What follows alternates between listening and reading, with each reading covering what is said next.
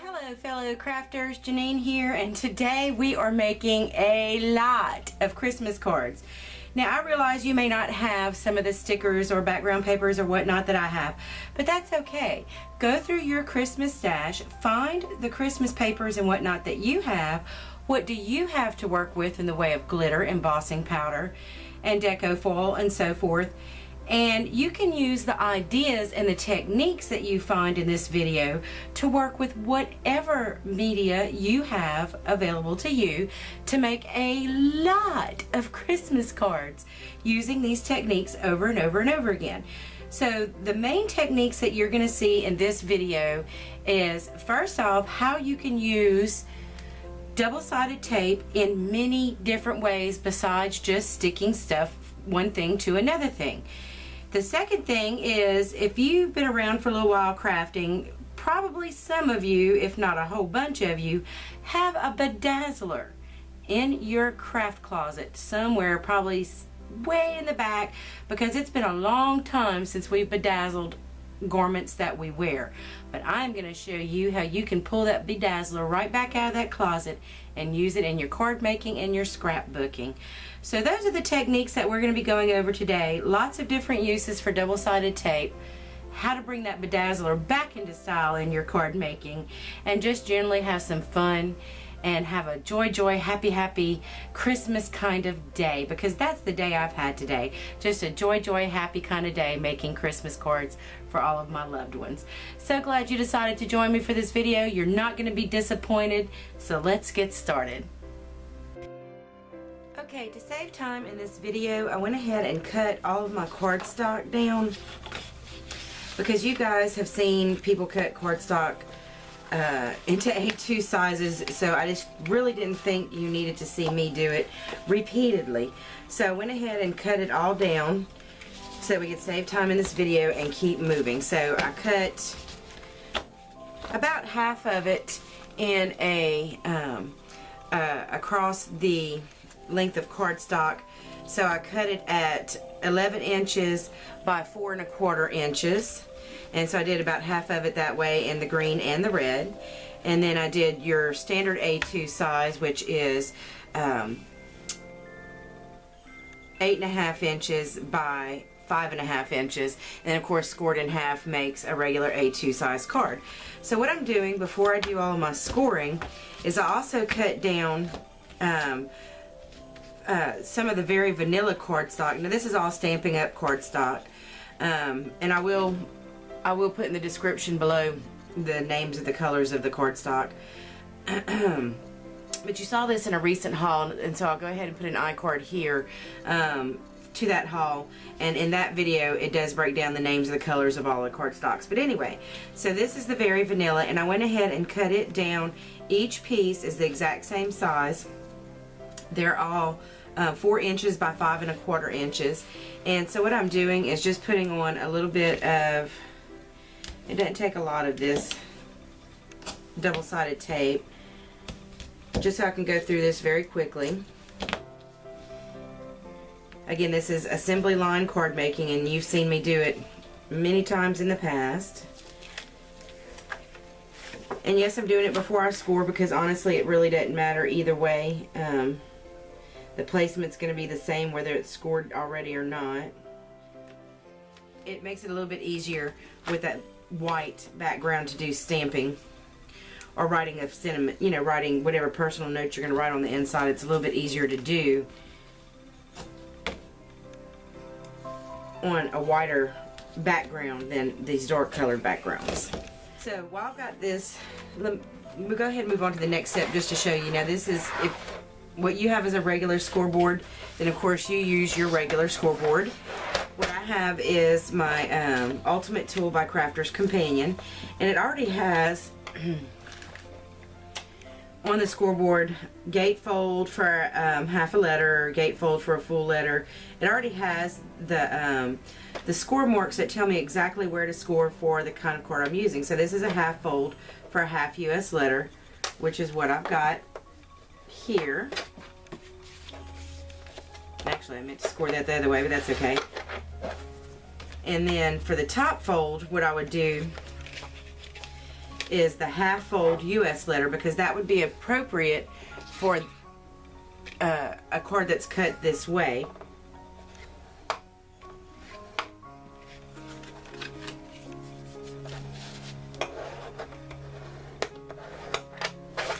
And there we go. So, and that's basically what I'm going to do, is when I get ready to start scoring and folding, I'll do them all at one time. So it'll be assembly line and everything will go really, really quickly. So once I get all these insides adhered and all the scoring and folding done, then I'll come back and we'll move on to the next step. Okay, so I've got all of the card bases scored and folded, and they all have, you know, a nice white background inside for writing a sentiment. So I've got that ready to go. Now, if you remember, in a Hobby Lobby haul, I got a Christmas scrapbooking set on clearance. It was really cheap. Now, the paper is not the best quality. It is pretty thin, but it's okay. It's pretty. It's decorative. I like the looks of it. And it also came with some stickers, so I'm going to utilize those, and some little puffy stickers. There's only 5, so, you know. But anyway, I'm going to utilize the stickers that are in it. It's going to be kind of like, you know, our Simon Says stamp card making kits you get every month. It's kind of the idea here is I've got, you know, all the components of sort of like a kit to throw everything together. And some other things I pulled out that I had on hand. Some, oh, now those are looking kind of orange to me. Some red and green. Oh, those were kind of orange. I thought those were red, but I'm going to find some red sequins. But anyway, red and green sequins and gold sequins, in case I decide to use those. Some glossy accents. Just never know when you're going to need some glossy accents. May or may not use it. I've got a variety of tapes and dimensionals to pop up things as needed. And now I really don't know if I'm going to use this or not. I have been intending to pull this out and use it in my card making. My husband bought me this a few years ago, and I've never really used it all that much. He knows me to be somebody who likes blingy things. So this is kind of like a BeDazzler, but it's called Next Style Fashion Art. But I still had a number of the rhinestones and things left over. So I thought, well, why not go ahead and see if I can use that in my card making. So again, may or may not be using these today, but I have it on hand if I need it. So what I'm going to do, again, in assembly line fashion, there were 5 different 5 different pattern papers. So what I'm going to do is get at least 4 per pattern, and I'm going to cut those down. These are going to be the backgrounds. They're really flimsy, so I don't intend to use them as anything that's going to hold a lot of weight. I'm just going to adhere them really well to the front of each card as a pretty background pattern. So I'm just going to go ahead and trim each one of these down to 4 by 5 1/4. And that'll give me a little bit of a an edge that where you'll still see the color cardstock.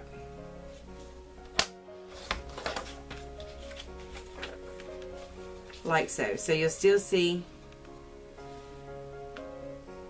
the edge of the cardstock behind it. But again, it's going to create a pretty background for each card.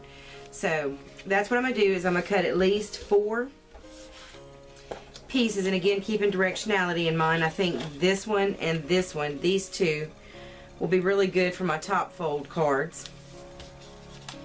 And so that's what I'm going to use those for. And I'm going to save the scraps, because you never know when you're going to use scraps on a different card. That's what I'm going to do for each one. So once I get all of these cut down, again, 4 by 5 1/4, and I'm going to use my tape runner, go around the edge of each pattern piece and adhere to the cord front. And once I get done with that, I'm going to come back, and then we're going to start embellishing the bejeebus out of these things. So I'll see you when we're ready to do that. Okay, I'm going to start this card making off with a fun technique. You can see I've already laid down some strips of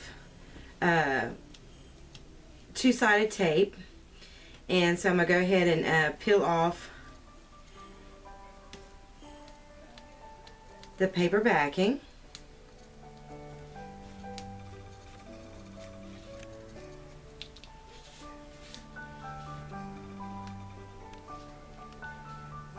And where it's overlapping, I made a mistake on one. I didn't pull up a couple of them actually. I didn't pull up where it was overlapping first, which I should have done. But the beauty of it is that the tape doesn't stick to the paper backing, so it lifts up fairly easy. Like right here, I've got tape running over the paper backing, so when I get to that section, I just gently pull it up, remove the backing, and then using a piece of backing so it doesn't stick to my fingers, press it back down, like so. How about that? Nice and easy. So now we have a tape border all the way around, and I'm taking some very fine gold glitter.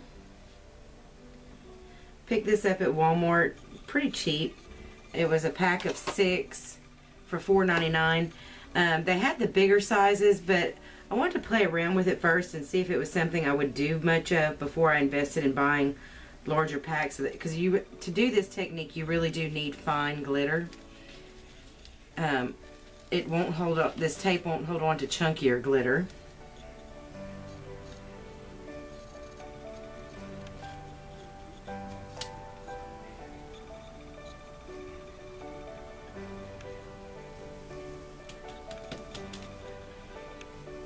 Okay, and then I go back and look and see if there's any places it didn't quite catch.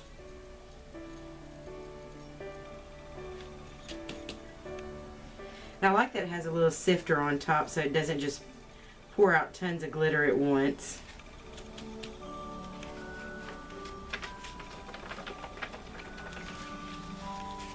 Okay, and then you have to burnish it down with your finger.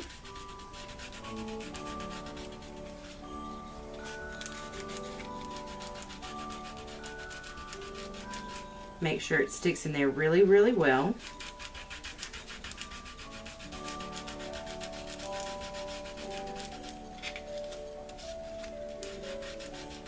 Now this works just as well with gold foil. If I was to lay a sheet of gold foil over this,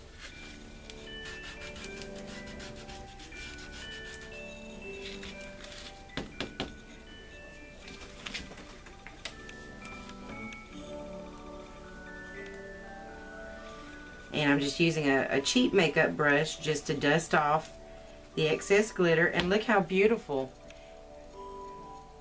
I don't know if the light is, oh, there you go. You see that shimmer and shine?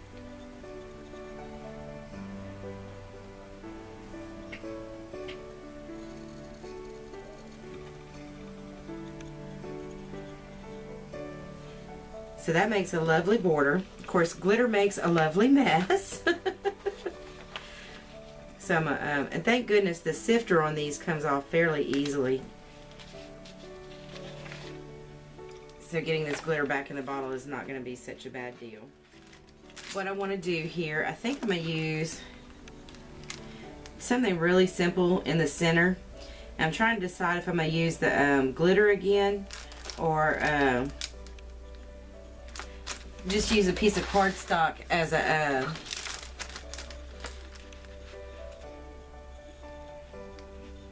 to give it a bit of a border, like so.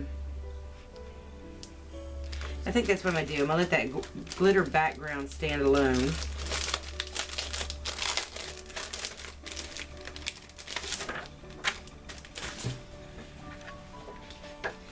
And now I would give you exact measurements on all this trimming I'm about to do, but I don't think, unless you have this exact set of stickers, I just don't know that it would do you any good.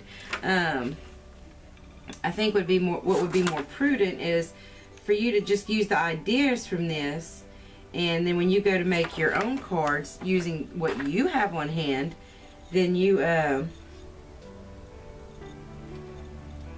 trying to decide how thick of a border I want. I think I want it fairly thick. But anyway, you use the measurements that work for whatever materials you're working with. And the materials you're working with may not be exactly like mine. Yeah, I think that's working out a little better than me trying to trim it up with this. This sticker is already popped up on a little foam piece. I'm just going to use my double-sided tape and just adhere the red cardstock flat to the card. Now, it's nice and simple, but it's pretty.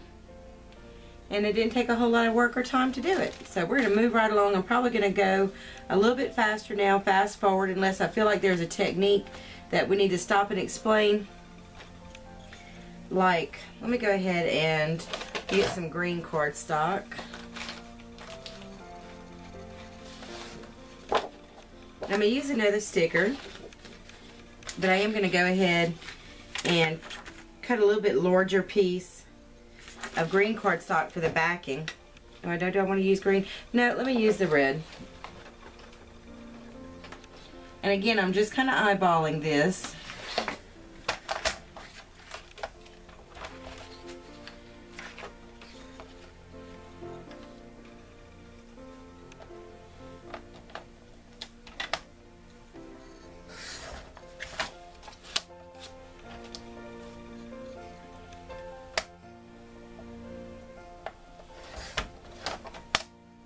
Okay, so before I put all this together, this is the kind of thing I thought I would use my BeDazzler for, because you won't see on the reverse side of the card the mechanics. It's going to look like it's put together that way, but it's not actually going to be put together that way.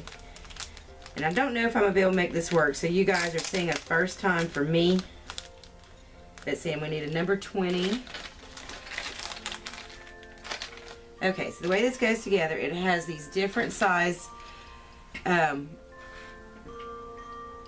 things that place the brads in place, and see they're numbered 34 and 20, and these are size number 20 stud heads, so that's why I need the number 20, and then I have to put it, if I can remember how to put it together.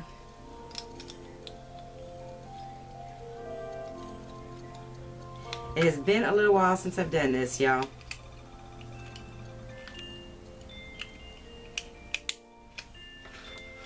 And then all this goes inside of here, like so. And then this dial has to be turned to 20, where the 20 is facing here. You've got to loosen it up. There's a thumb screw in the back, and you just loosen it up. And then turn the plate. Let's see that. Okay.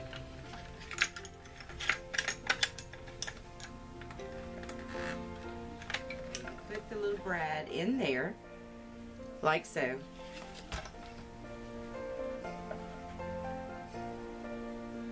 I'm going to do my best to get this even on all four corners. And then you press. I did crinkle my paper up a little bit, but not too bad. But boy, that's on there really good. Okay, now I'm just thinking excited. Now I think I'm going to be ordering, see if I can find a place to get some new brads and rhinestones, because I've got rhinestones too. I wasn't sure if I was going to be able to make this work. It does crinkle up the cardstock a little bit. I think maybe if I don't press quite so hard. But you do have to press hard enough to secure the brads on the other side.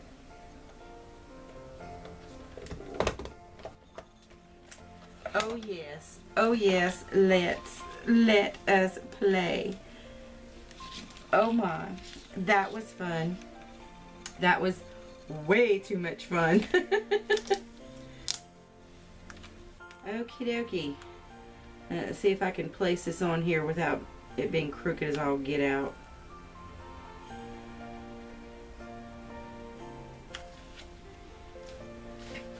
So cute. I love it. That was a very satisfying experience.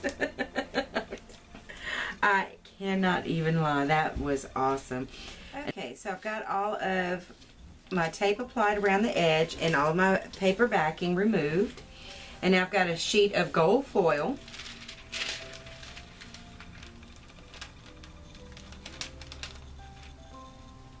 And well, it got away from me a little bit there, but that's okay. And I'm just going to burnish it down with my fingers really well. And you could take a bone folder and use that. because you really want to get that foil adhered and stuck down.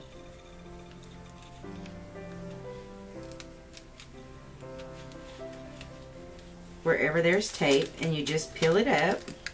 This isn't the smoothest way to apply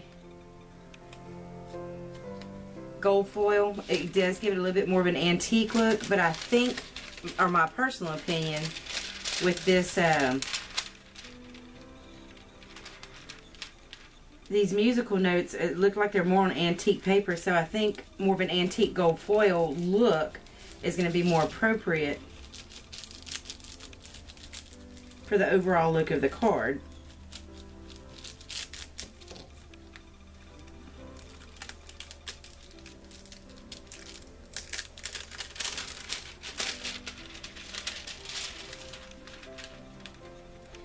And if there are places you miss, you can just keep going to a fresh part of your gold foil sheet.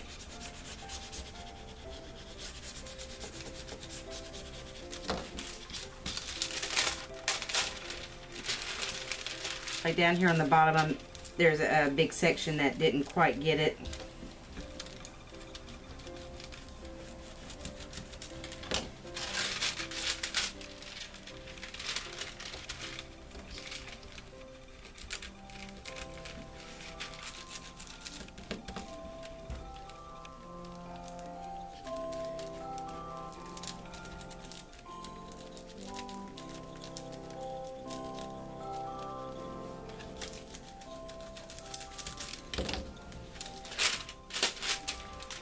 Okay, I think I pretty much got it. There's no more stickiness exposed anywhere. And that's it. Go around and feel and see if you feel any sticky spots, and lay your foil on top of them and burnish it on. And again, it gives it more of an antique look, which again with this paper is more of an appropriate look because it has an antique look to it. Okay, another useful thing that you can do with your double-sided tape is use it with embossing powder. Yes, you heard me right. Embossing powder. So I'm going to do my best here to get a line of this tape. This is the thicker tape, or the wider tape rather. I think this one's about 3/4 of an inch. And it sticks to paper. Should have done this on my craft mat instead of on my piece of paper. Anyway. Hey, this is real life crafting, guys. Okay, so we're gonna do the same thing. I'm gonna burnish it down well. Make sure it's stuck to my cord well. I'm gonna trim off these overlapping pieces.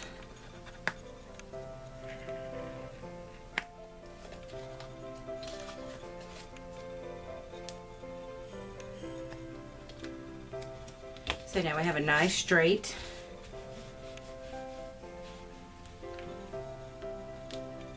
piece of tape, and I'm going to go ahead and peel off the paper backing.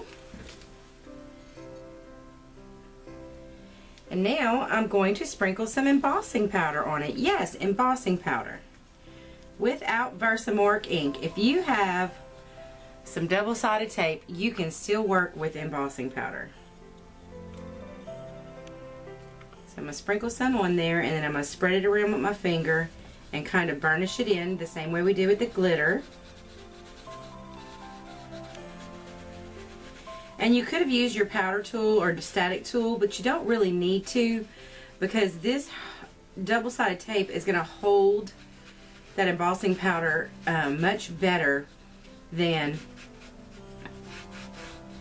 the Versamark ink does. So you can really knock off your excess. You can take a brush and brush off your excess, and you're not really going to bother what's adhered to the double-sided tape. So as usual, we're going to take our excess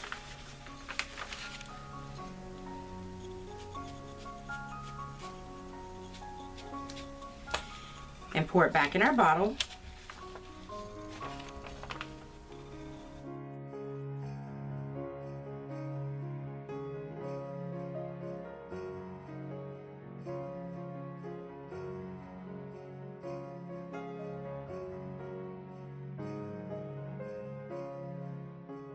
Now heating up that side of the cardstock does make it curl. You can see there how it's curled a little bit. So to help undo that, it's not going to completely undo it, but it will make it better, is to heat the opposite side of the paper in the same location. And that did help. Now if you want it to flatten out even further, let your embossing cool off a bit, and then maybe put a heavy book or something on it for a day or two, and that should help. Now, isn't that lovely? And so simple, yet so pretty. So there's another technique for double-sided tape using your embossing powder. Fun, right?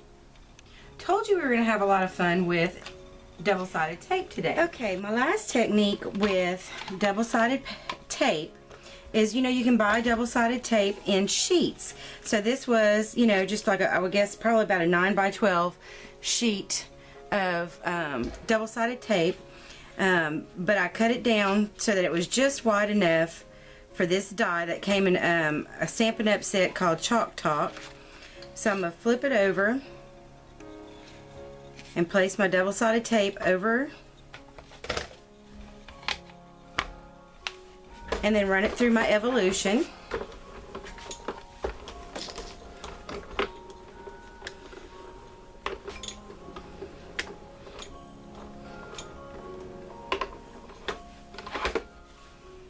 Okay, go ahead and move that out the way.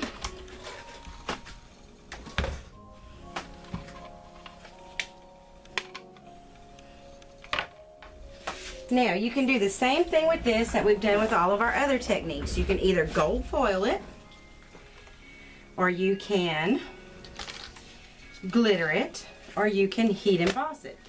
Whatever your happy little heart desires. So let me find a sticker. See, I'm thinking something in the center, and then like with that little poinsettia sticker would be really cute. So let's take a look at that. So to get this going, of course there's paper backing on both sides. So you have to peel it off of one side.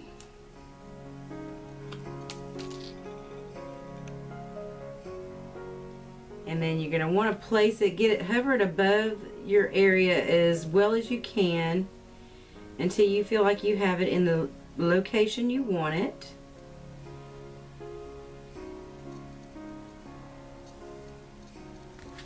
And drop it on. And it is what it is. If it's straight, great. If it's not, oh well, it's there for life. Okay, and then peel the other backing off. So you see now we have a shape. You could do this with, if you have dies that do words like Merry Christmas or hello or season's greetings. You know, if you have one that has a sentiment, you know, die, then great, use that. Or you can use any other kind of shapes that you want. I just like this kind of tag shape. So now I'm still trying to decide if I'm a heat emboss or if I'm a glitter. I think because I'm putting a sticker over it, heat embossing is probably the way to go, but I want to do it in gold instead of silver, so let me grab my gold embossing powder, get my sheet of paper back out. This is a chunky embossing powder, so it works better on large areas than it does on small areas. And again, I'm going to rub it in.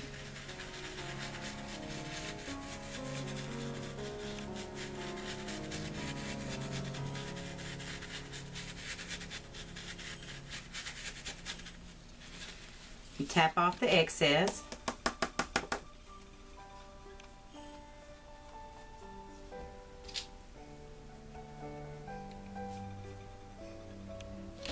This embossing powder, this chunkier embossing powder, works so much better with double-sided tape than it does with Versamark ink. The Versamark just doesn't really want to hold this chunky powder down. So this chunky powder is much better with double-sided tape. So again, I'm going to let my heat tool heat up.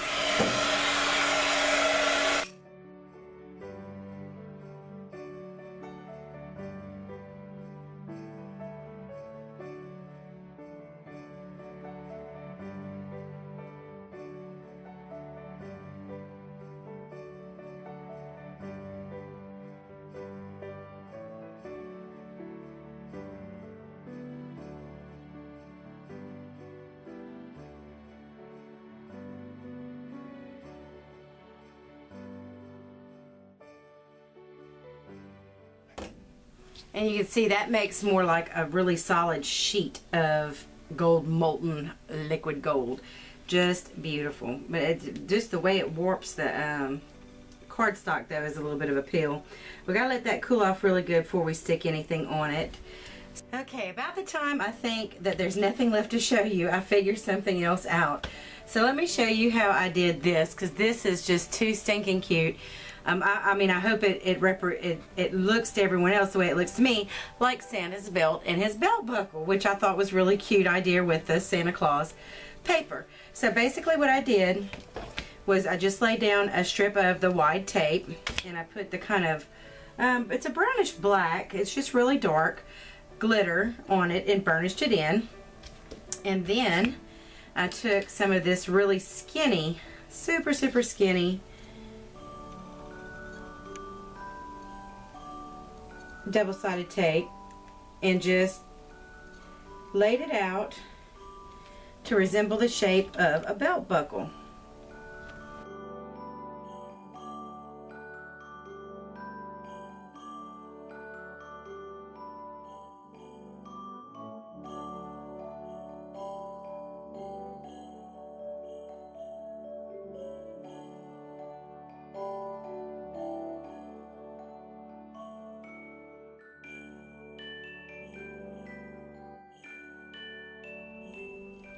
And there's two. So let me get my paper back here.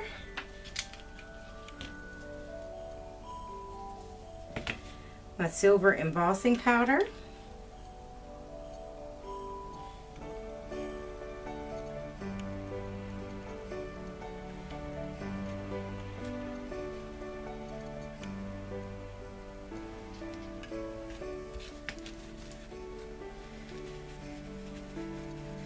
Rub it in really good with your finger before you tap it off, which I forgot to do on the other one.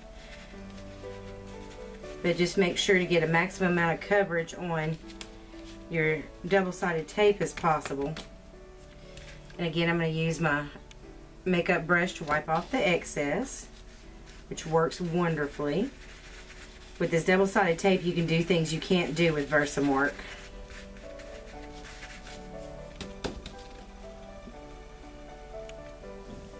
Okay, let me move this out of the way.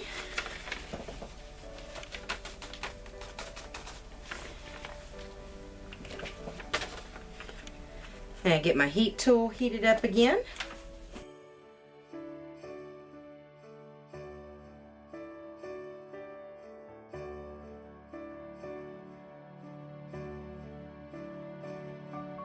And there you go, Santa's belt. Isn't that just cute? Now if you had some silver deco foil, you could accomplish the same thing a little bit easier with some deco foil. Do the same thing like we did with our gold deco foil and just lay it over the sticky tape and peel it up. Of course, you could have done this with the gold too. I just liked it with the silver. So there you go, Santa's belt buckle. And I'm just going to stick a cute little picture on either one. And there you go, Santa's belt. So precious. Well, y'all, I made all of these Christmas cards using the techniques that you saw. I just repeated the process over and over again, but don't worry, just because I didn't film every last card doesn't mean you're not going to get to see every card. Like at many of my videos, at the end of this one, there is going to be a slideshow of all of the completed cards. So you just stay through to the end and you'll be able to see that. But I just want to thank you guys for tuning in. I just want to, again, take this opportunity to tell you how much I appreciate you, my subscribers, my new viewers, those of you who just happened upon this video. Please remember to give it a thumbs up, rate, comment, subscribe, because that lets me know that you like the content that I'm bringing to you. But also, I have a new Facebook group, and it's been a fun way for me to interact with my viewers, with other YouTubers, other crafters, so that you can share your ideas with us about what you're doing in your craft room, and you can ask questions of other experienced crafters if you get stuck in a particular thing. So I'm going to have the link in the description below to my new Facebook group. Please go and join. We would love for you to join in the discussion. We would love to have you participate and do lots of fun things like this with us. Anyway, I appreciate you guys. Merry Christmas. Hope you have a great one. And as always, have a very blessed day. Bye now.